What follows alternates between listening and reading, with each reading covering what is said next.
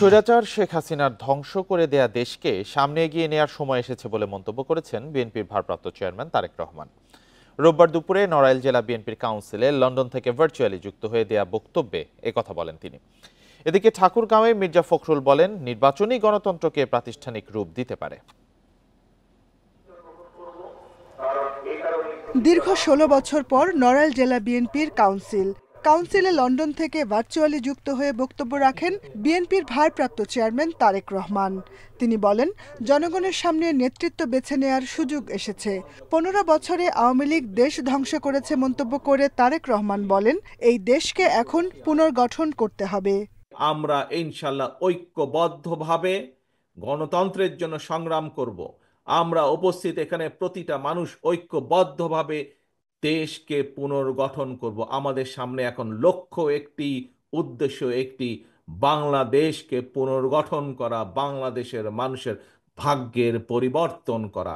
এদিকে ঠাকুরগাঁয়ে football tournament উদ্বোধন করে বিএনপি মহাসচিব মির্জা ফখরুল ইসলাম আলমগীর বলেন, গণতন্ত্রকে প্রাতিষ্ঠানিক রূপ দিতে হলে নির্বাচনই একমাত্র পথ। গণতন্ত্রের কোনো বিকল্প নেই এবং গণতন্ত্রকে প্রাতিষ্ঠানিক রূপ দিতে হলে নির্বাচনই হচ্ছে একমাত্র পথ, যার মাধ্যমে আমরা গণতন্ত্রে পৌঁছতে পারি। এদিকে নারায়ণগঞ্জ বিএনপি নেতাদের নিয়ে শহীদ রাষ্ট্রপতি জিয়াউর রহমানের সমাধিতে শ্রদ্ধা জানান বিএনপির সিনিয়র যুগ্ম মহাসচিব রুহুল কবির রিজভী। তিনি বলেন, জাতীয় নির্বাচনের আগে স্থানীয় সরকার নির্বাচন হতে পারে না। শান্তি স্থিতি আনতে হলে আমাদেরকে অতি দ্রুত রাজনৈতিক দল তারা যাতে জনগণের ভোট নিয়ে ক্ষমতায় আসতে পারে, সেই অবাধ সুষ্ঠু নির্বাচন নিশ্চিত করতে হবে। এটা নিশ্চয়তা না হলে আরো অনিশ্চয়তা বাড়বে। বর্তমান পরিস্থিতি নতুন বাংলাদেশ নির্মাণের পথে বাধা তৈরি করছে বলেও মন্তব্য করেন রুহুল কবির রিজভী। Jahanara Parvin, independent news, Dhaka. ছাত্র জনতার নতুন রাজনৈতিক দলের নেতৃত্বে আসছেন তথ্য উপদেষ্টা নাহিদ ইসলাম। জাতীয় নাগরিক কমিটি বলছে, এজন্য তাকে এই সপ্তাহের মধ্যেই পদত্যাগ করতে হবে। নেতারা জানান, দলের শীর্ষ পর্যায়ে থাকবে গণ অভ্যুত্থানের নেতৃত্ব দেয়া ছাত্র জনতার একটি অংশ। আগামী সপ্তাহেই আত্মপ্রকাশ করতে যাচ্ছে নতুন এই দল। বৈষম্য বিরোধী ছাত্র আন্দোলনের ব্যানারে ছাত্র জনতার অভ্যুত্থানের মুখে পতন হয় হাসিনা সরকারের। গত 14 সেপ্টেম্বর আন্দোলনের নেতৃত্ব দেয়া ছাত্রদের উদ্যোগে আত্মপ্রকাশ করে জাতীয় নাগরিক কমিটি। এরপর নতুন রাজনৈতিক দল গঠনের প্রস্তুতি শুরু হয়েছে। সেই দল গঠনের কাজ শেষ পর্যায়ে। আগামী সপ্তাহে আত্মপ্রকাশ করতে যাচ্ছে নতুন রাজনৈতিক দল। শতাধিক নামের প্রস্তাব আসলেও চূড়ান্ত হয়নি এখনো। অভ্যুত্থান পরবর্তী বিভিন্ন দেশের নতুন পার্টিগুলো কিভাবে গঠিত হয়েছে, সেই সাথে যুদ্ধ পরবর্তী দেশগুলোতে আসলে কিভাবে সংগঠনগুলো চলেছে, এই জায়গাগুলো আমরা স্টাডি করার চেষ্টা করছি, যাতে করে আমাদের এখন যেই দল হবে সেই গঠনতন্ত্রে নতুনত্বের আইডিয়া থাকবে। দলের নেতৃত্বে আসছেন তথ্য উপদেষ্টা নাহিদ ইসলাম, এটা প্রায় নিশ্চিত।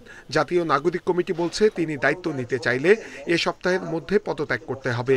নেতারা জানান, প্রথমে হবে আহ্বায়ক কমিটি, এরপর কাউন্সিলের মাধ্যমে পূর্ণাঙ্গ কমিটি করা হবে। আমরা আমাদের জায়গা থেকে কথা বলছি যে নাহিদ ইসলাম আমাদের আহ্বায়ক, এই যে পদটি, এই পদটিতেও তার যে আসার বিষয়টি, এটি নিয়েও আলোচনা চলছে। এখনও শতভাগ কনফার্ম করা পসিবল না। কনফার্ম আপনি সেদিনই হতে পারবেন যেদিন আসলে নাহিদ ইসলাম পদত্যাগ করে আসবে। তবে আমরা মনে করি যে অল্প 2-3 দিনের মধ্যেই আমাদের এই যে কনফার্ম হওয়ার যে প্রসেসটি, যে নাহিদ ইসলাম শতভাগ কনফার্ম যে এখান থেকে আসছেন, সেটি আমরা বলতে পারব। নেতারা জানান, এটি হবে মধ্যপন্থার রাজনৈতিক দল। এটি ব্যক্তি কেন্দ্রিক হওয়ার সুযোগ নেই। নির্বাচন কমিশনের নিবন্ধনের জন্য যেসব শর্ত লাগে সেটিও এরই মধ্যে পূরণ হয়ে গেছে। আমরা তারুণ নেতৃত্বের কথা বলছি, এই কারণে যে অন্য যে দলগুলো আছে সেই দলগুলোতে তারুণ্যের নেতৃত্বের জায়গাটা তুলনামূলকভাবে খুবই কম। আমাদের এখানে তারুণ্যের নেতৃত্বটাই প্রধান হয়ে উঠবে। কিন্তু এতে করে যারা তারুণ্যের বয়সটা হয়তো বয়সের দিক দিয়ে পার হয়ে গেছেন কিন্তু মনের দিক দিয়ে এখনো তরুণ আছেন, তাদেরকে আমরা আমাদের যে কার্যক্রম তার সঙ্গে ওতপ্রোতভাবে রাখতে চাই। এই রাজনৈতিক দলের একটি ছাত্র সহযোগী সংগঠন করা হবে, যাতে থাকবেন বৈষম্য বিরোধী ছাত্র আন্দোলনের নেতারা। নূরে আলম, ইন্ডিপেন্ডেন্ট নিউজ, ঢাকা। আগামী নির্বাচনকে সামনে রেখে কেউ ক্ষমতার অপব্যবহারের চেষ্টা করলে আরেকটি গণবিপ্লব হবে বলে হুঁশিয়ারি দিয়েছেন জাতীয় নাগরিক কমিটির মুখ্য সংগঠক সার্জিস আলম। রোববার বিকেলে নারায়ণগঞ্জের সোনারগাঁওয়ে আপনার চোখে নতুন বাংলাদেশ নামের ক্যাম্পেইন অনুষ্ঠানে এ মন্তব্য করেন তিনি। সার্জিস বলেন, যারা গণঅভ্যুত্থানের নেতৃত্ব দিয়েছে তারাই নতুন বাংলাদেশের নেতৃত্বের সামনের সারিতে থাকবে। এই মাসেই ছাত্রদের নতুন রাজনৈতিক দলের ঘোষণা হবে বলেও জানান তিনি। বলেন, এখনো বিভিন্ন দল, পুলিশ ও বিচারক খুনিদের প্রশ্রয় দিচ্ছে। তাদের বিরুদ্ধে সবাইকে ঐক্যবদ্ধ হওয়ার আহ্বান জানান তিনি। ছাত্ররা ক্ষমতামুখী নয় জানিয়ে ক্ষমতার চেয়ে জনতাই তাদের কাছে মূল্যবান বলে উল্লেখ করেন সার্জিস আলম।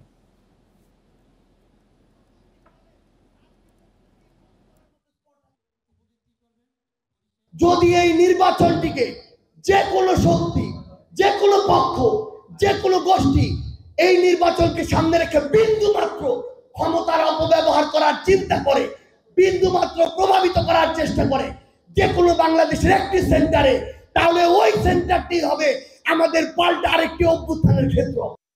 জেলা প্রশাসকদের কারোর রক্তচক্ষু ধমকে কাজ না করার নির্দেশ দিয়েছেন প্রধান উপদেষ্টা অধ্যাপক মোহাম্মদ ইউনূস।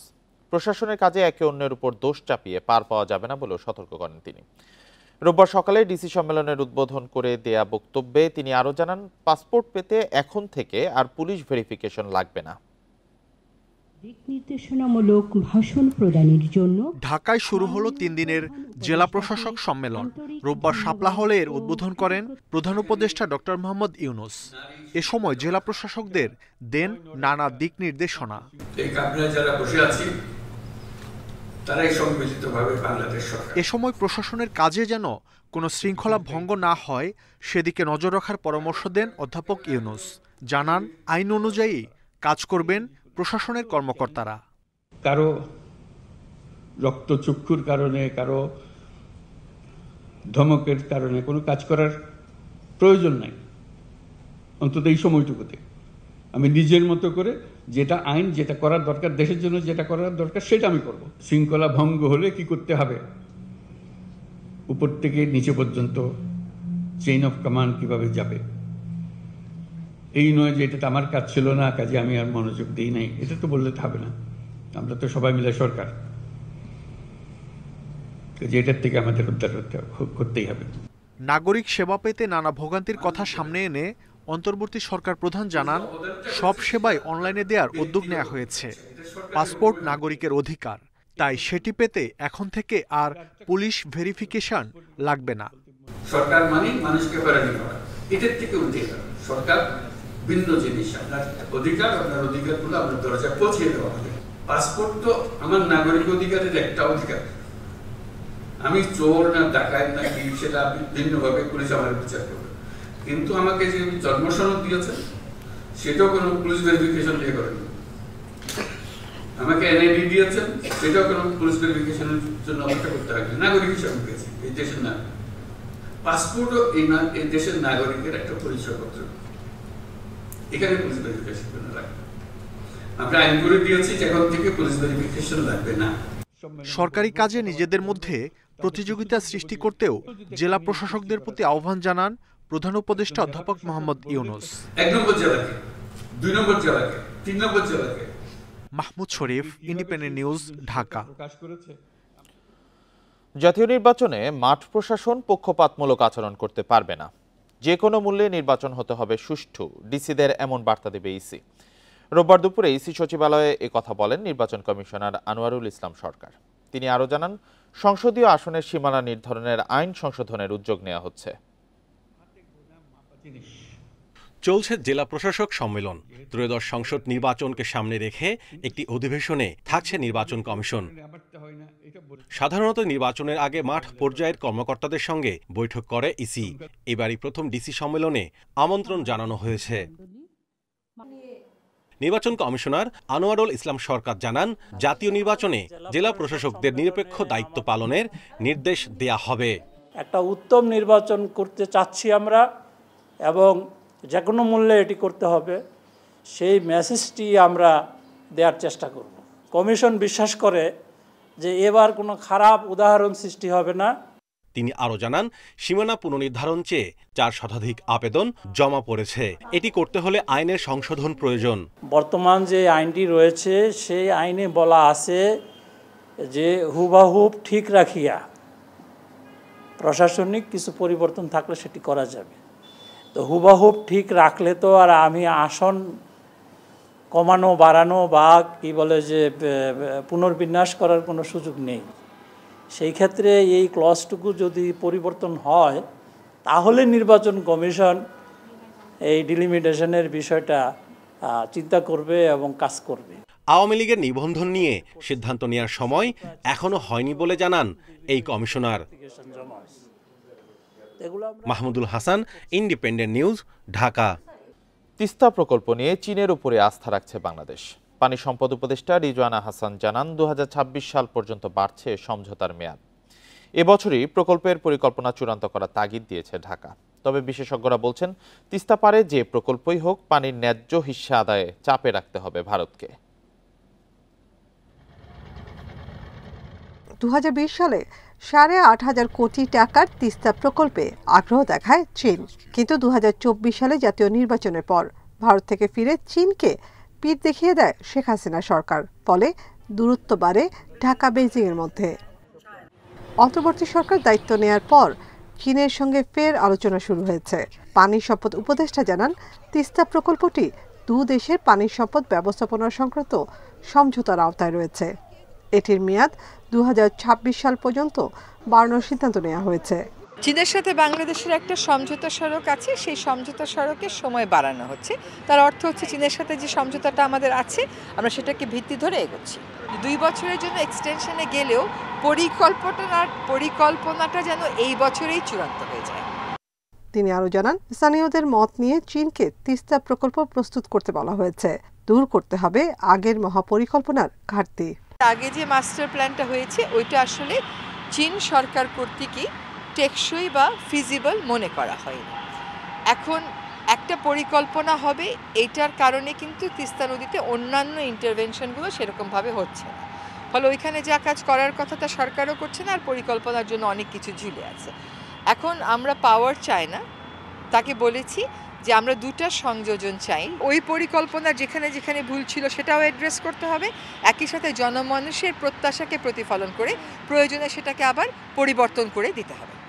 কিন্তু তিস্তা মহাপরিকল্পনা কেন প্রয়োজন তা স্পষ্ট করতে বলেছেন বিশেষজ্ঞরা।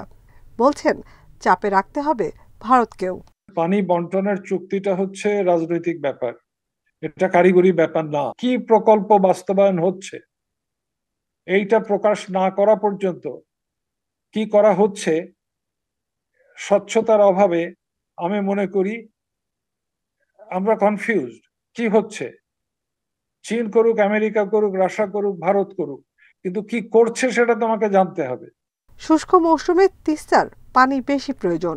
মহাপরিকল্পনা সেই ঘাটতি কতটুকু মেটাতে পারবে তা নিয়ে সন্দেহ রয়েছে এই বিশেষজ্ঞের। নাফিজাতুল্লাহ, ইন্ডিপেন্ডেন্ট নিউজ, ঢাকা। তিস্তা রক্ষায় নদী তীরে 48 ঘন্টা অবস্থান কর্মসূচি পালন করবে বিএনপি। আজ ও কাল তিস্তা পাড়ের 130 কিলোমিটার এলাকা জুড়ে লাখো মানুষ এই অবস্থান কর্মসূচিতে অংশ নেবে। আজ রংপুরে প্রথম দিনের কর্মসূচিতে বক্তব্য রাখবেন বিএনপি মহাসচিব মির্জা ফখরুল ইসলাম আলমগীর। দলের ভারপ্রাপ্ত চেয়ারম্যান তারেক রহমান লন্ডন থেকে ভার্চুয়ালি যুক্ত হয়ে দ্বিতীয় দিন সমাপনী কর্মসূচিতে বক্তব্য রাখবেন।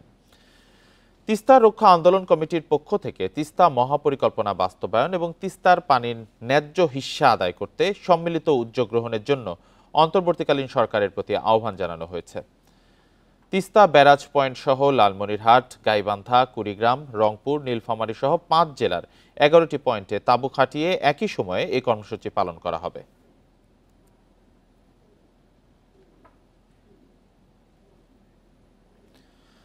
দ্বিপক্ষীয় সম্পর্কে চ্যালেঞ্জের বিষয়টি স্বীকার করে একসঙ্গে কাজ করায় গুরুত্ব দেওয়ার কথা জানিয়েছে বাংলাদেশ ও ভারত। রোববার ওমানের রাজধানী মাস্কাটে বাংলাদেশের পররাষ্ট্র উপদেষ্টা মোহাম্মদ তৌহিদ হোসেন ও ভারতের পররাষ্ট্রমন্ত্রী এস জয়শঙ্করের মধ্যে বৈঠকে এ বিষয়ে আলোচনা হয়। বৈঠকের পর পররাষ্ট্র মন্ত্রণালয়ের এক সংবাদ বিজ্ঞপ্তিতে বলা হয়, তৌহিদ হোসেন ও জয়শঙ্কর দুই দেশের পারস্পরিক স্বার্থ ও উদ্বেগের বিষয়গুলো নিয়ে আলোচনা করেছেন। বৈঠকে তৌহিদ হোসেন ও জয়শঙ্কর আশা প্রকাশ করেছেন 18 থেকে 20 ফেব্রুয়ারি দিল্লিতে দুই দেশের সীমান্তরক্ষীদের মহাপরিচালক পর্যায়ের সম্মেলন অনুষ্ঠিত হবে। বৈঠকে আলোচনার মধ্যে দিয়ে সীমান্ত সংশ্লিষ্ট বিষয়গুলো সুরাহা হবে। এ সময় তৌহিদ হোসেন গঙ্গার পানি বন্টন চুক্তি নবায়নের আলোচনা শুরুর ওপরও জোর দেন। এছাড়া তিনি সার্ক স্ট্যান্ডিং কমিটি বৈঠক আয়োজনের উপর গুরুত্ব দিয়ে বিষয়টি বিবেচনার জন্য ভারত সরকারকে অনুরোধ জানান। বোরো আবাদের ভরা মৌসুমে সারের কৃত্রিম সংকটের অভিযোগ তুলেছেন কৃষকরা। চাহিদা বাড়ায় অবৈধভাবে সার মজুত করছে অসাধু চক্র। কৃষকদের অভিযোগ, নির্দিষ্ট স্থানে ডিলাররা সার বিক্রি না করে চড়া দামে অন্যত্র বিক্রি করছেন। সংকটের অজুহাতে বস্তা প্রতি দাম বাড়ানো হয়েছে 400 থেকে 500 টাকা পর্যন্ত। লক্ষ্মীপুরের 5 উপজেলায় বোরো মৌসুমের আবাদের জন্য সারের চাহিদা 35,860 মেট্রিক টন। কৃষি বিভাগের তথ্য অনুযায়ী জেলায় সারের সরবরাহ পর্যাপ্ত, কোনো ঘাটতির সুযোগ নেই। তবে কৃষকদের অভিযোগ, সংকট দেখিয়ে সারের দাম বস্তায় 400 টাকা পর্যন্ত বেশি নিচ্ছেন ডিলাররা। দোকান থেকে কিন্তু আমরা মার্কেটের থেকে 1550 টাকা, তারপর আমাদের খরচা সহকারে 1600-1700 টাকা পড়ে যায়। সারের যে দাম এবং কি কামলার যে দাম তাতে আমাদের ধানের সাথে কোনো প্রকারে পোষায় না। ব্যবসায়ীদের দাবি, পরিবহন সহ অন্যান্য খরচের কারণে বস্তা প্রতি 50 টাকা লোকসানের মুখে পড়তে হচ্ছে তাদের। আমরা সরকারি রেটের বাইরে যাইতে পারতেছি না, যেহেতু সার বীজ মনিটরিং কমিটি অনেক জোরদার লক্ষ্মীপুর দেখতেছে, তো এতে যাই আমরা ক্ষতিগ্রস্ত, ডিলাররা খুবই ক্ষতিগ্রস্ত। সরকার ইউরিয়া, টিএসপি ও ডিএসএ প্রতি বস্তা 1350 টাকা, পটাশ প্রতি বস্তা 1000 টাকা, ডিএপি প্রতি বস্তা 1050 টাকা নির্ধারণ করে দিলেও এই দামে সার পাচ্ছেন না নাটোরের কৃষকরা। বস্তায় 400 থেকে 550 টাকা পর্যন্ত বেশি দাম গুনতে হচ্ছে তাদের। কৃষকরা ন্যায্য দামে সার কিনছে এবং সুষম মাত্রার সার ব্যবহার করছে জমিতে। সার নিয়ে যদি কোনো কারসাজি হয় বা কোনো আমরা লিখিত অভিযোগ পাবো, আমরা আইনানুগ ব্যবস্থা গ্রহণ করব।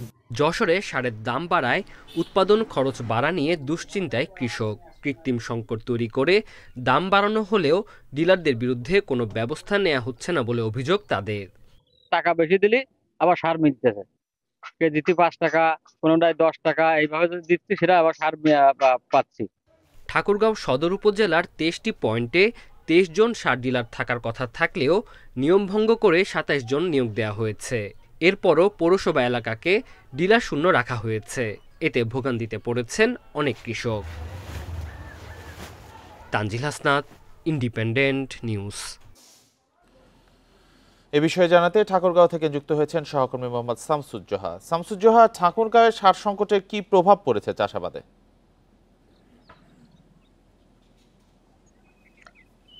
ঠাকুরগাঁওয়ে কিন্তু বর্তমানে বোরো আবাদ শুরু হয়েছে।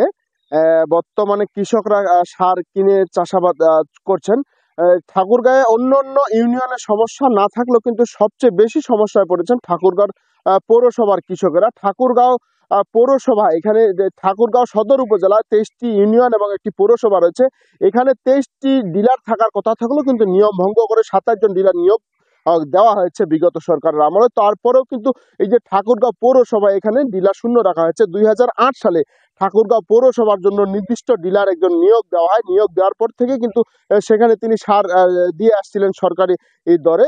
তারপরে 2023-21 সালে এই ডিলারকে অন্যত্র সরিয়ে দেওয়া হয়। এরপর থেকে কিন্তু এখানে ডিলার শূন্য রয়েছে। এখানে প্রায় 3,500 কৃষক রয়েছেন এবং 4,000 বিঘা জমি রয়েছেন, এখানে আবাদি জমি রয়েছেন। এই আবাদি জমিগুলোর জন্য কিন্তু এই 3,500 কৃষক সরকারি মূল্যে সার পান না। এই কারণে কিন্তু তাদের বাড়তি দামে সার বাইরের ইউনিয়নগুলো থেকে কিনতে হয়। এই কারণে কিন্তু কৃষকদের একটি ভোগান্তির সৃষ্টি হচ্ছে। কৃষি বিভাগ বলছেন যে যেহেতু পৌরসভায় সারের একটু চাহিদা কম, এ কারণে কিন্তু ডিলার সরিয়ে দেওয়া হয়েছে। তবে এই অভিযোগ কিন্তু কৃষকেরা একদম বলছেন যে এখানে রাজনৈতিক কারণে এই যে ঠাকুরগাঁও পৌরসভা থেকে ডিলার সরিয়ে দেওয়া হয়, এরপর থেকে কিন্তু সারের একটি কৃত্রিম সংকট তৈরি হয় শুধুমাত্র পৌরসভা এলাকায়। তবে পৌরসভা এলাকায় কৃষকদের যদিও সারের চাহিদা কিছুটা কম রয়েছে, তারপরেও কিন্তু তারা ন্যায্য মূল্যে সার পাচ্ছেন না। তারা এখানে যারা সার বিক্রি করছেন তারা কিন্তু বলছেন যে এখানে সার আমরা বাইরে থেকে কিনে নিয়ে আসি, এই কারণে কিন্তু বাড়তি দামে কিনতে হয়। এই কারণে কিন্তু চাষিদের থেকেও বাড়তি দামে নেওয়া হয়। আমি এখানকার যে জেলা সার বীজ মনিটরিং কমিটির সভাপতি রয়েছেন জেলা প্রশাসক ইশরাত ফারজানা, আমি তার সাথে কথা বলেছি। তিনি বলেছেন যে এখানে কেন ডিলার সরিয়ে দেওয়া হয়েছে, তিনি বিষয়টি দ্রুত খতিয়ে দেখার আশ্বাস দিয়েছেন। জি, ঠাকুরগাঁও থেকে যে সার সংকট নিয়ে জানাচ্ছিলেন সহকর্মী শামসুজ্জোহা। বাজারে ভোজ্য তেল সরবরাহ কমানোর প্রমাণ পেয়েছে ভোক্তা অধিকার সংরক্ষণ অধিদপ্তর। এছাড়া ডিলাররা তেলের সাথে অন্য পণ্য কিনতে বাধ্য করছেন ব্যবসায়ীদের। আগামীতে এমন ঘটনায় কঠোর ব্যবস্থা নেওয়ার হুঁশিয়ারি দিয়েছে অধিদপ্তর। রোববার রাজধানীতে মত বিনিময় সভায় রিফাইনারি অ্যাসোসিয়েশন আশ্বাস দিয়েছে, রমজানে বাজারে ভোজ্য তেলের সংকট হবে না।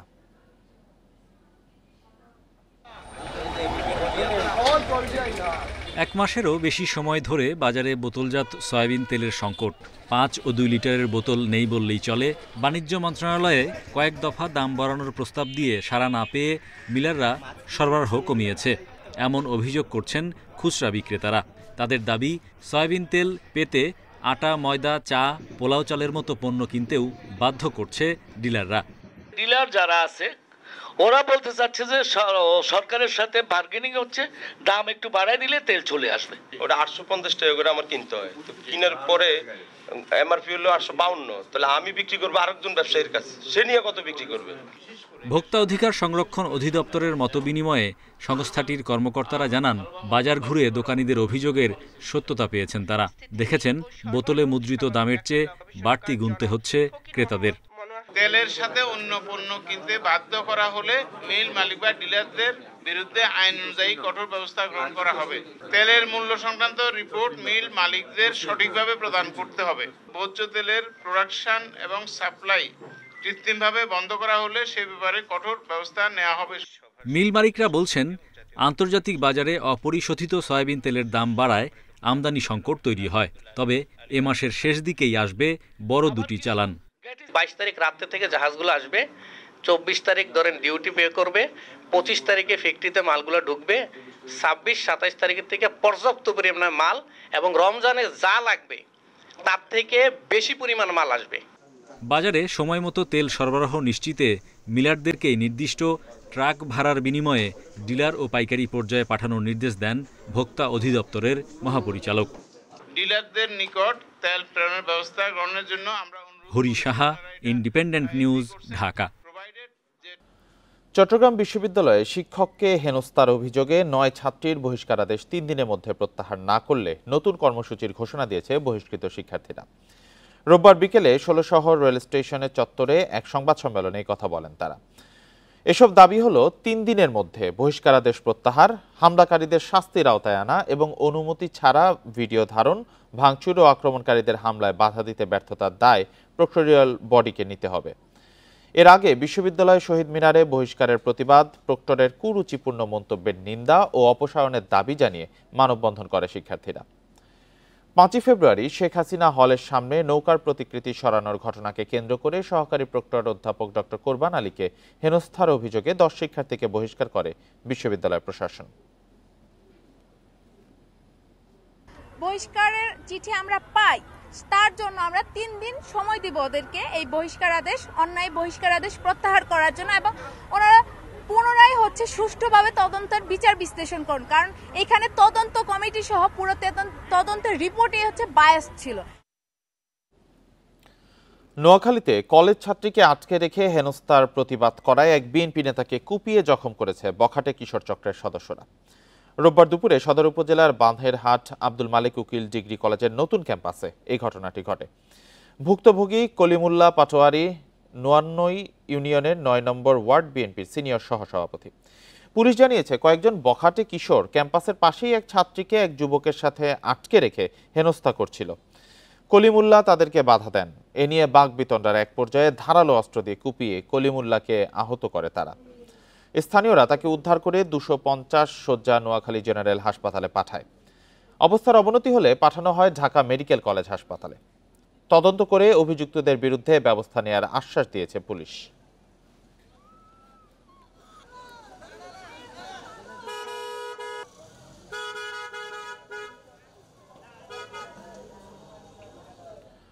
রাজবাড়ীতে নির্মাণের পর থেকে কোনো কাজে আসছে না 2.5 কোটি টাকার ফুটওভার ব্রিজ।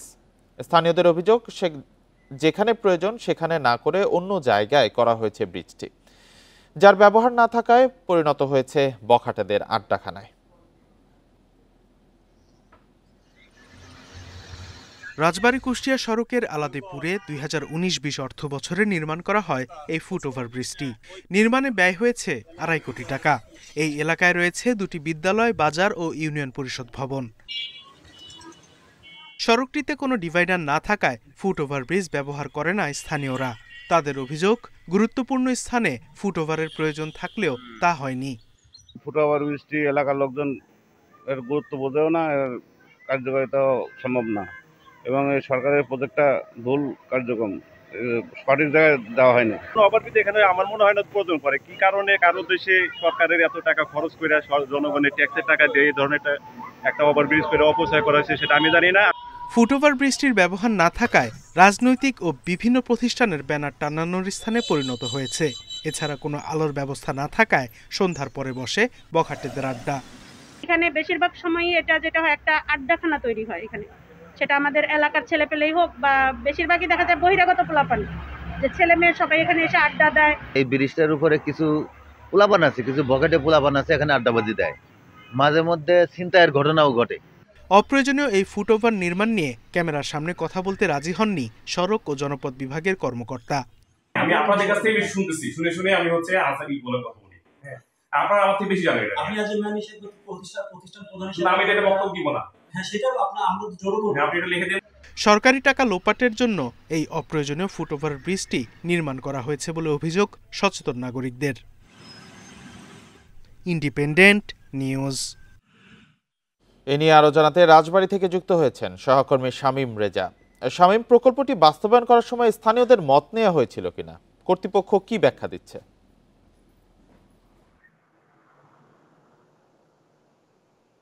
তার আগে একটু বলে রাখি যে আসলে 5 বছর অতিবাহিত হলেও এই যে 2.5 কোটি টাকা ব্যয়ে যে ব্রিজটা নির্মাণ করা হয়েছে, ব্রিজটা আসলে এখন পর্যন্ত কেউ ব্যবহার করে না, এবং কেন ব্যবহার করে না এই বিষয়টা নিয়ে আমরা স্থানীয়দের সঙ্গে কথা বলেছিলাম। তারা যেটা বলছেন যে আসলে ব্রিজটা একেবারেই অপরিকল্পিতভাবে করা হয়েছে এবং জায়গা নির্বাচন করতেও কর্তৃপক্ষের আসলে ভুল হয়েছে, যে কারণে মূলত এই ফুটওভার ব্রিজটি ব্যবহার করছে না।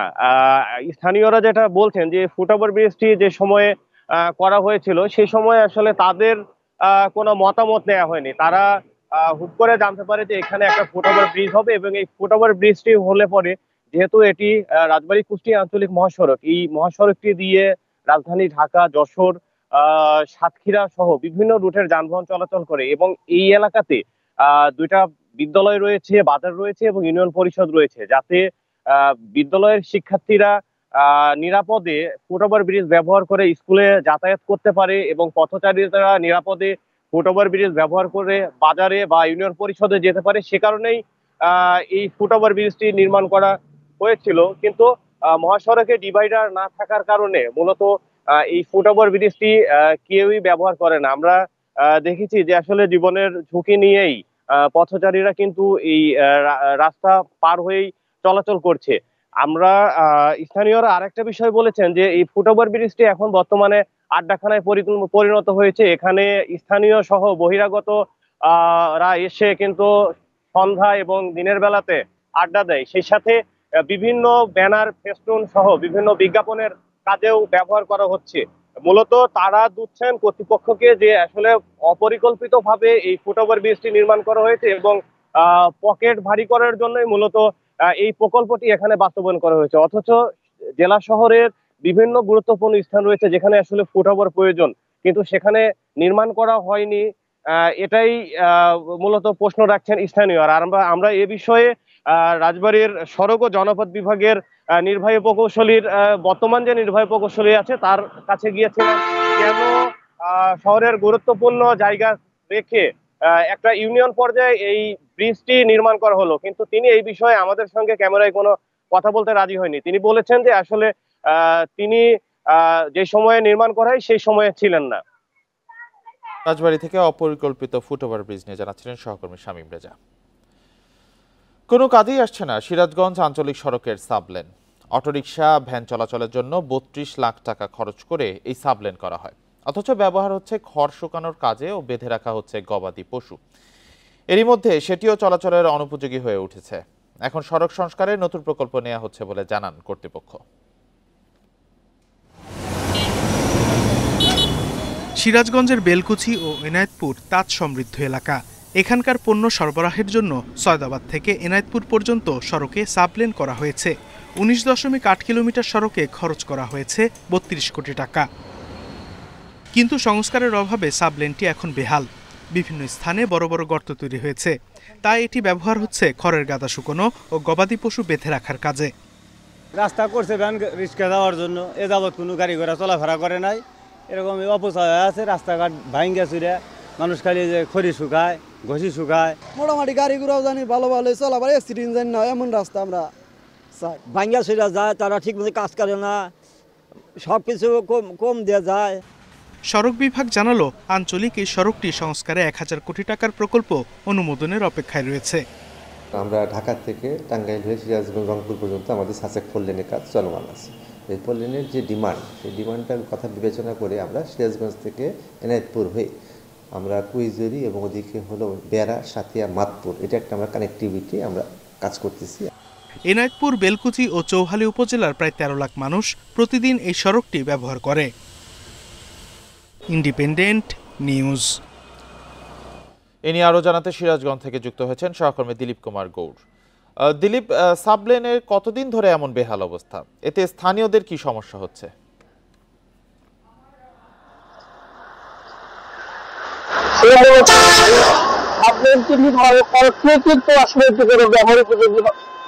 আমি যদি আপনাদেরকে দেখাই যে এই সিরাজগঞ্জের সদাবাদ থেকে এনায়তপুর পর্যন্ত যে ব্রহ্মপুত্র বরেন্দ্র বাজারের উপর যে মূল সড়ক আছে, সেই সড়কের পাশে কিন্তু এই সাবলেনটি নির্মাণ করা হয়েছিল। এখানে থেকে সিএনজি, অটোরিক্সা, ব্যাস এগুলো চলাচল করতে পারে, কিন্তু এটি নির্মাণ করতে কিন্তু মেয়াদের ক্ষেত্রে 5 বছর। 5 বছর পরে কিন্তু এই 32 কোটি টাকা ব্যয় যে সড়কটি নির্মাণ করেছে, সেই সড়কটি কোনো কাজে লাগেনি। নির্মাণের পরে থেকে কিন্তু দেখা গেছে যে এই মহাসড়কের যে পরিমাণ গাইডের ওয়াল দেওয়া করেছিল, সেই গাইডের ওয়াল দেওয়ার না করার কারণে কিন্তু এই বালির রাস্তাটি ভেঙে ভেঙে যাচ্ছে এবং বিভিন্ন জায়গায় খানাখন্দের সৃষ্টি হয়েছে, যে কারণে কিন্তু আসলে এই যে সড়কটি, এই সড়ক কোনো কাজে লাগে না। স্থানীয়রা বলছে যে মহাসড়কে এই পাশ দিয়ে যে সড়কটি ছিল, সেই সড়কটির কারণে কিন্তু যদি ধীর গতির যান চলাচল করতো, তাহলে এই যে মাঝে মাঝে সড়কে যে দুর্ঘটনা ঘটে, সেই দুর্ঘটনা কিন্তু ঘটতো না। যে কারণে আসলে স্থানীয়দের দাবি যে এই সাবলেনকে দ্রুতগত সংস্কার করে ধীর গতি যান চলাচলের জন্য তৈরি করা হয়। তবে সড়কের জনপদ বিভাগ বলছে যে এই সাবলেন সংস্কারের কোনো উদ্যোগ করবে না, তারা এখন যে একটি বড় ধরনের পরিকল্পনা করছেন, সেই পরিকল্পনা বাস্তবায়নে এই সড়ককে কাজে লাগে বলে সড়কের জনপদ জানিয়েছে। যে একেবারেই অকার্যকর অবস্থায় আছে আঞ্চলিক সড়কের সাবলেনটি। সিরাজগঞ্জ থেকে জানাচ্ছিলেন সহকর্মী দিলীপ কুমার গৌড়। বাণিজ্যিকভাবে কমলার চাষ করে সফলতার দেখা পেয়েছেন জয়পুর হাটের উদ্যোক্তা ইমরান হোসেন উজ্জ্বল। অনেকেই বাগানটি দেখতে ভিড় করছেন, কিনে নিয়ে যাচ্ছেন কমলা। কম খরচে বেশি লাভ হওয়ায় ইমরানের সাফল্যে অনুপ্রাণিত হচ্ছেন অন্যরাও। জয়পুরহাটের আক্কেলপুরের ভিকনি গ্রামের এই বাগানে থোকায় থোকায় ঝুলছে কমলা। 4 বছর আগে গড়ে তোলা বাগানটিতে মিলছে আশানুরূপ ফলন। করোনার সময় ব্যবসায় মন্দার কারণে পরিবার নিয়ে কষ্টে জীবন পার করছিলেন ইমরান হোসেন উজ্জ্বল। এ সময় ইন্টারনেটে কমলা চাষ দেখে উদ্বুদ্ধ হন।